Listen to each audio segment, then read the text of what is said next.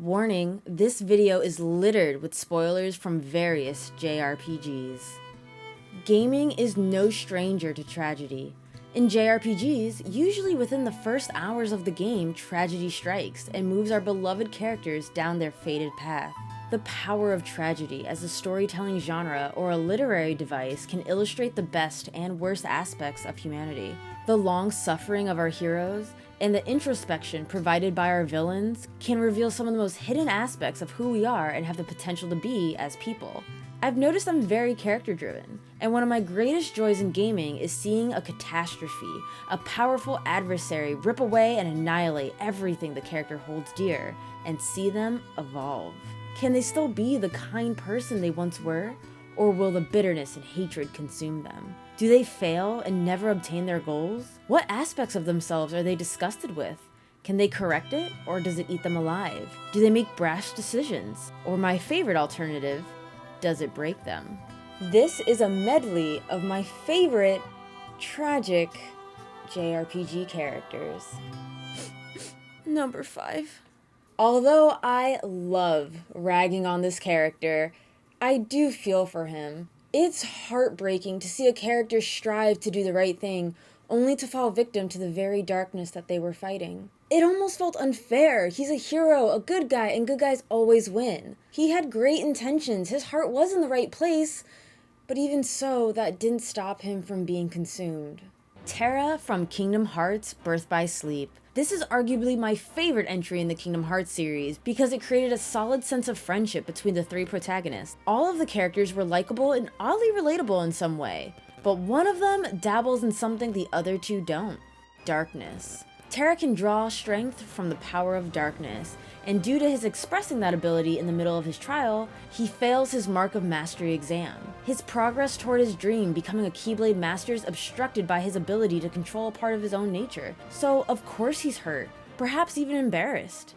You train just as hard as your companions and fight admirably, but fail because you're human. Everyone has a little darkness inside them, right? And some are just better at suppressing it. While we could talk about how obviously gullible he is for believing in the guidance of a clearly creepy old man, he was in a state of vulnerability, seeking guidance from his master's old friend in hopes of learning to channel his darkness, a negative aspect of him, into strength so he could still achieve his dream. Slowly but surely, Xehanort lures Terra along this new path, earning his trust and encouraging him to step further.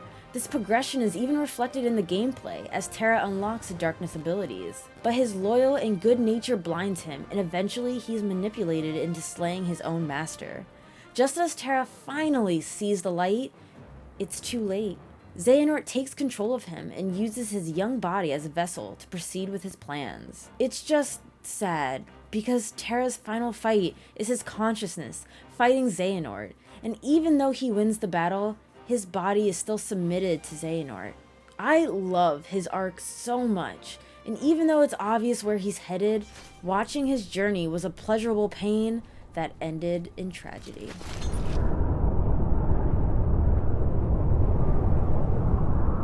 Number 4. Here's an unexpected character I never thought I'd talk about. At first, he was a nuisance, but then you watch his story unfold, and especially watching his crippling self-doubt lead to his almost demise. Love it. Karan Ramsus from Xenogears. I never thought I'd be out here on my channel singing Xenogears praises, but here we are. Ramsus over time became one of my favorite characters, especially when the catalyst of his insanity was revealed. My poor Ramsus suffers from a debilitating inferiority complex. Inferiority complexes are one of my favorite things to observe in a character because more often than not, it leads to them doing irrational and questionable things. And how it eats away at someone over time is nothing short of fascinating. However, besides the shocking reveal of cannibalism, another unforgettable moment was Ramsus's past. He was created as a clone to assume the role of the protagonist, Fei Fang Wang, but Miang had a child whom she identified as the Contact. Long story short, Ramsus, at the tender age of 0, was told he was useless, called Thing. He was basically just a self-aware fetus while his creators talked shit about him. They demeaned him with a barrage of insults, saying he could be disposed of, that he's worthless, They taunted him, telling him to chase after an unattainable love. Ramsus had to sit there and take it, his mind and self-worth torn apart by his artificial parents. It was an incredibly disgusting and sad scene, honestly. This particularly hit home for me because I have a wonderful mother who went through hell and high water for me. She's supportive, loving, kind, and sometimes I question how the heck a hellspawn like me came from her. But I think to myself, what if my mom wasn't that way? If she was quite the opposite, threatening to discard me, discouraging me, and unloving, how would I have turned out? It's sad to think that a character's fate could have been drastically different. Even one of Ramsus's henchmen tried to stop him from fighting Faye, saying there's no reason for him to fight Faye anymore. He was just being manipulated after all. But Ramsus is so far gone, he throws his benignity into the commander's face and enters combat to destroy the one person he believes thwarted his entire existence. Although he didn't best Faye, the good old Dr. Satan gives Ramsus a punch to the face and wise words to raise his spirits. Showing him the love he so desperately craved was right beside him all along. While it's uncertain what he does next, I like to assume he lives a happy life with new purpose. He's one of the few tragic characters who've luckily received a happy harem ending. Sniffle, sniffle, number 3. Oh my god, I shed so many tears in this game. I can't tell if I was crying because of one character or another character or just the ending. This title left me a mess. There's a lot of sad characters in this game, and honestly, I can switch between two of them, but for the sake of this video, I'm going to choose the character whose ending I'm 100% in denial about. Final Fantasy IX's Vivi. Ugh. Vivi's character is another classic tale of existence. What does it mean to be alive? What do I do with this limited time here? What is my purpose? At the start of it all, he's a child graciously going through the motions. He's what you'd expect someone born a 9-year-old. Naive, sincere, and aimless. But then when it's discovered he's a puppet created for destruction, and speaking to the other defective black mages, do we begin to see my son grow. He gets angry with the black mages for following Kuja. He felt sadness watching Garnet cry over her mother. He's alive, damn it. He's alive, and his people are alive, and they feel emotion. He fights no matter how short his lifespan, pressing onward alongside his friends. He gives a damn about the black mages being used and discarded. He overcomes his own insecurities and questions and continues forward. It's moving and heartbreaking because at the very end, apparently, according to fans, which I refuse to believe and live in denial about every day because I can't fucking handle the truth, Vivi is dead, but leaves many children behind. We're unsure how that happened, but nonetheless, it's implied that it's Vivi talking in the end. How he appreciates Zidane, and how he taught him that life is important. Life doesn't last forever, and you must live it to the fullest. I know this may not seem tragic, as he found purpose and lived his best life, but damn, it hurts to see a good character go. Maybe it's just tragic that he didn't have a little while longer.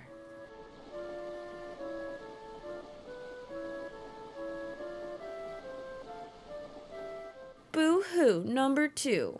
There are very few characters I believe that got what they deserve in a positive sense. Characters who were good but were just victim of unfortunate circumstance. This character is a character I desperately wanted to save. Oh boy, here it comes. Just talking about it gets me all emotional. Let's try this again. This was a character I desperately wanted to save. I even thought I got a bad ending, so I scoured the internet in hopes that I could find a good ending. There was no such thing.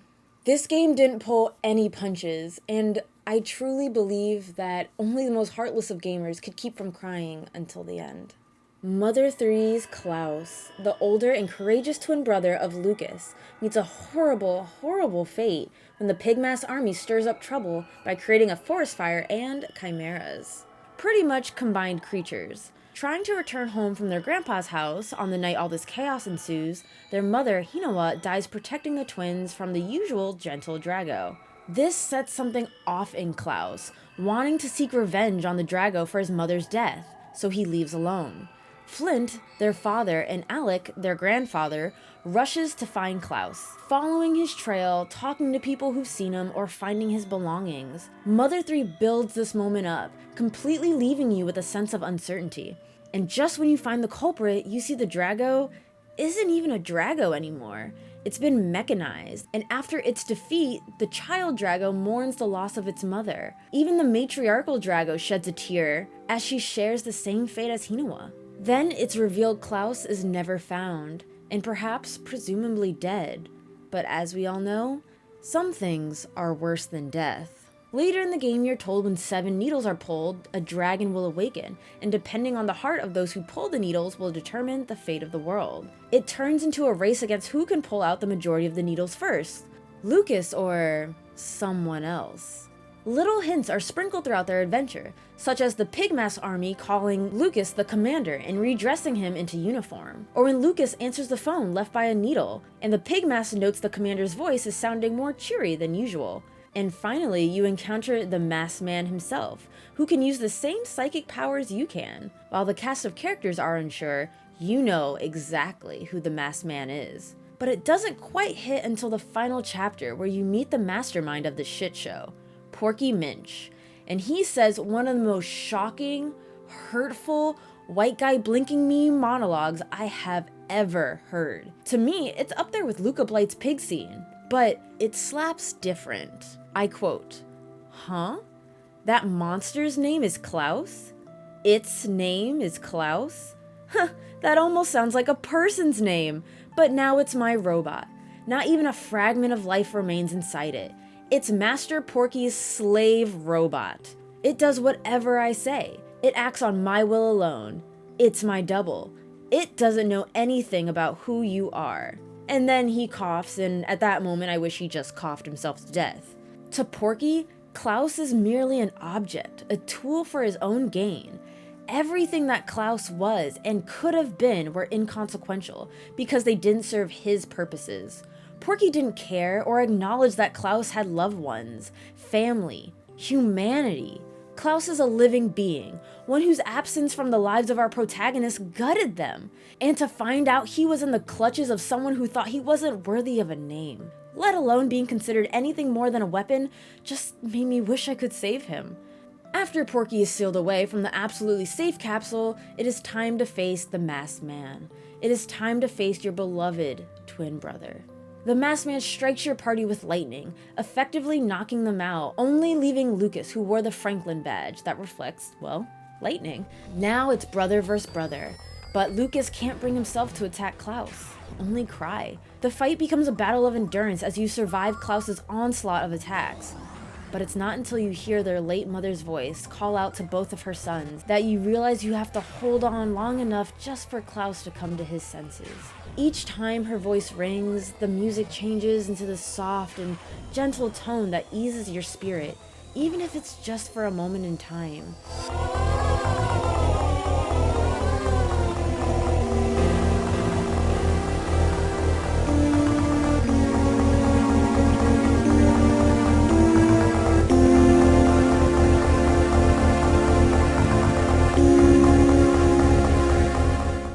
It's as if her very soul tries to pierce the reprogramming that the Pigmas army subjected Claus to, and fights alongside Lucas to restore his brother's humanity to the forefront. Slowly but surely, her efforts begin to reach him, the boss battle's background distortion illustrating that Claus is slowly being recalibrated. Everything Porky scrambled in Klaus's head, all the brainwashing and tinkering he had implemented were becoming undone by his mother's tender words. He had a name. He is their son. He is a brother. Her voice becomes more frequent as she pours her cheerful memories, excited to be blessed with 2 sons, to see them accomplish things they couldn't otherwise do alone. She notes the vicissitudes of having twins, both Flint and Hinawa wanting the best for their baby boys, growing up kind. Afterward, it returns to the battle between Lucas and Claus, and the music is slow and a sad rendition of Love Theme. Both brothers become more hesitant to attack, or if Claus does, his blows are significantly weaker. And finally, Hinoa beckons her son, knowing that he's just a reanimated corpse. Claus removes his mask, and it's like staring at a reflection. Your twin brother. Claus ends it all with a powerful lightning attack, which reflects on Lucas, causing mortal damage to Claus. After a quick and heartbreaking goodbye, Claus says he's ready to go where Mother is now. And that was the line that put me to tears, by the way, even just reading this. Everything that happened to this family felt unfair. The deaths, the corruption, all of it. Claus was a good kid. Hasty. Oh boy. Whew. Hasty, but a good kid. Now you guys got me crying. Here's honorable mentions. There are a lot of other tragic characters I believe that at least should be mentioned. We'll start off with Jowie from Suikoden 2. I spent a lot of tears on him. He reluctantly finds himself on the other side of war, committing heinous actions, but for the betterment of all people. And boy, did I cry at all endings. Don't attack Jowie, guys. He is a good man who does bad things. Really bad things. Also Ted from Suikoden 1 and 4. He didn't make me cry per se, but it's rather sad when you can't make friends because if you do, they'll die. Thanks to the Soul Eater, one of the cursed true runes. And even though it grants you more power upon the death of your friends, what good is power when you have nobody to protect? Final Fantasy has a lot of tragic moments and characters, but I chose Vivi, and following up would have been Kuja. I'm a huge fan of inferiority complexes, and considering Kuja wasn't necessarily a bad person, although his actions were definitely wrong. His final moments of realization and his love for his brother just hit me. Secondly, Cyan. To this day, Cyan has one of my favorite character side quests. I really appreciate when a game makes death impactful, considering how common they are in JRPGs. Cyan's quest is amazing, making him face his demons and earn true acceptance of the loss of his family. Okay, let's get this over with. Number 1. I can only choose one character from my favorite video game series. In truth, I feel like all the major characters in the Nier universe are fucking tragic. But I can only choose one, so fuck it, let's just keep on with the theme of children. Emil from Nier and Nier Automata. Emil's a young sweetheart with a heart of gold, just a normal boy who loves his sister Halua. Around the year 2026, the two siblings lost their parents and were taken in by an orphanage. Unbeknownst to them, the orphanage was a front established by the National Weapons Laboratory, an organization that stockpiled orphan children for horrifying human weapon experiments, as defensive countermeasures against the legions, which are people who sold their souls to the gods. When Halua discovered the true nature of the orphanage and the experiments that took place, she insisted she be experimented on instead of her brother. Her body was reconstructed successfully, but the researchers soon lost control over her. Emil, in response to the danger his sister posed, was turned into an experimental weapon number 7. The ability he was given is the power of petrification, able to involuntarily turn anyone within his sight to stone. But this reunion with her was short-lived, ending in both his sister being imprisoned in the laboratory's remains and Emil free from the facility. Emil later lived with a butler who cared for him like his own father. But even the companionship of a loved one couldn't quell the guilt Emil had for his power.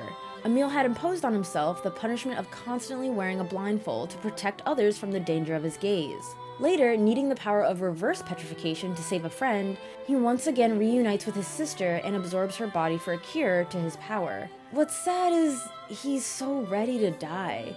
He even tells the crew to kill him if he loses control of his new form. All the suffering he's been through, the fear and seclusion, it's pretty easy to imagine that he's had enough. If he can't live a life where he can help and befriend people, he doesn't want to live at all. After a brief and heartwarming exchange with his sister, Emil is granted her powers and ability to undo petrification. However, this comes with the cost of his human body, and that's where it hits. He just breaks down. Emil sits and cries, disgusted with his new look. But Nier, the nurturing father, steps in and does what any good parent would do. A hug. A simple act of love and acceptance. It was exactly what Emil needed. Just someone to show him that he is loved, and that they're there for him no matter what. His body may be different, but he's still the same sweet, caring Emil that we've grown to love. This scene reminded me that Emil is still a kid. When you listen to how he talks, a great and all-powerful wizard doesn't tell someone that they look really cool. It's a beautiful and bittersweet scene. Even when Emil uses his powers to free Kaine from petrification, she immediately recognizes him due to his tender demeanor. And that speaks volumes to Emil's character. But of course, this is Nier we're talking about, where nothing is wholesome and happy for long. Later on, after losing her sister, Palpula loses it and is about to take the entire cast of Nier down with her. But instead, Emil sacrifices himself. Though not before a quick monologue expressing his feelings and remarking on his hard journey, the tribulations of hating himself in different ways and in different points of his life. But he acknowledges that without these trials, he wouldn't have met his second family and gained a sense of pride. He had a family that valued him unconditionally. Even in the face of death, his affectionate character shines brightly as he's pulled into the dark void, thinking of how Kaine and Weiss will still be at each other's throats and wishing he had one more chance to see them again. And just when you think his pain finally ends, it doesn't. Along comes Nier Automata. Long story short, he reconstructed his body, humanity was wiped out from aliens, he created over 6 million copies of himself to fight back and lost, and with each copy his memory faded, and eventually a group of Emil copies went to the desert and became deranged, screaming about their never-ending suffering and how many friends he'd seen fall. But amidst all this chaos, one of the clones insisted they protect the places closest to the original Emil, areas that reminded him of his friends. Fun fact, failing the Emil battle gets you a joke ending in Nier Automata, but succeeding insinuates Emil's ending, speaking like he's seeing his friends again. And honestly, while it was a harsh battle, this poor child, who suffered but loved as if he never experienced suffering, deserved to finally rest. He deserved to see his friends again. Emil is suffering. Emil is pain. But what makes Emil great is that despite his life being complete dog shit, he still, even at his worst point, remains loving and compassionate. Emil could have easily turned into a villain, taking revenge on the scientists that tore him and his sister apart. He could have easily held a grudge and watched the world burn as he knew it. But instead, he selflessly sacrificed his precious memories to protect the world of his dearly departed friends. He would not let a life that took nearly everything he valued stop him from giving all that he could. So perhaps his strength wasn't his magic that transformed him into a weapon, but his big heart. The original Emil liked this place a lot. He spent a lot of time here with people he loved. They were tough times, sad times. But the memories of that journey were his greatest treasure.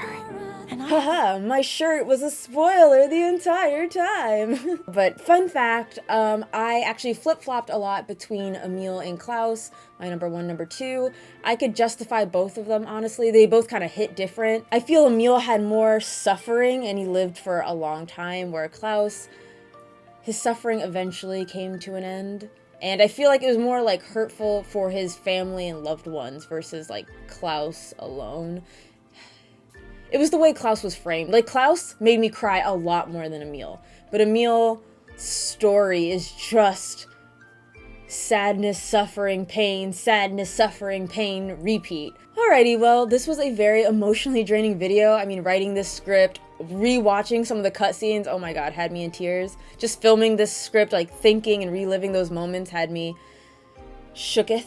Anyways, you know what characters make me cry, so what about you? Are there games or specific characters that make you come to tears? Let's get to know each other. What makes you cry? Anyways, I look forward to reading your comments with tears in my eyes. Thank you so much for watching. Top box is more videos like this, and the bottom box is my Let's Play channel. And consider joining Patreon for $1. You can suggest and vote on my next top 5 topic, going on right now. And also, let me know what you thought about the writing in this video. I had help with a friend to make my thoughts more eloquent sounding. Once again, thank you so much for your love, support, and feedback. Mwah!